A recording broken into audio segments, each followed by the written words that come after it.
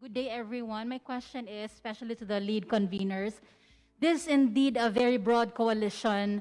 You have people coming from the far left to the far right, and also people coming from who once came from the center. So how then can you manage the non-negotiables? The sectors and the groups, the personalities in your coalition will definitely have non-negotiables. How will you be able to manage those? How will you be able to compromise the non-negotiables to come up with the unified slate that is something that's very ambitious considering the composition of the group? And I'd also like to point out that you have people here coming from the ombudsman, for the former ombudsman, from the COA, and you have people also who came from the other side of the fence in court proceedings, for instance. So papaano po, and how can you assure that this bloc will not slowly chip away considering the diversity of its composition? Thank you. Who will answer? Again, Justice Carpio. Thank you. Let me explain that. The others can also give their explanation. All those who have joined the coalition have agreed to respect the decision of the conveners on who will be the candidates of the democratic forces. So from the very start, they have agreed with us that they will respect the decision of the conveners.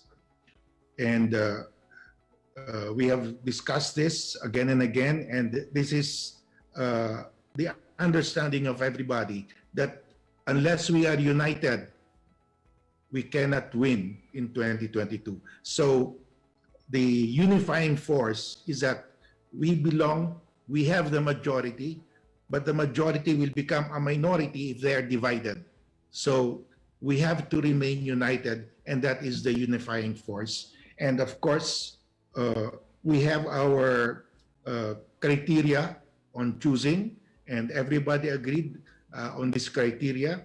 And those who have joined the coalition have given their trust to the conveners to choose wisely for the good of the country. The other conveners may want to explain further on this. Thank you. Attorney Neri. Thank you, Howard. Well, many of us are here today precisely because we are unified first. That the issue of 2022 elections, when another Duterte comes into power, will be substantially affecting our survival as a nation. And because that is what is at stake, many of us are here because we agree that we all want a united opposition to resoundingly defeat the forces of tyranny that has ruled this country in the last 5 years. For us, that is the main unifying point here. And we are here to undergo a process.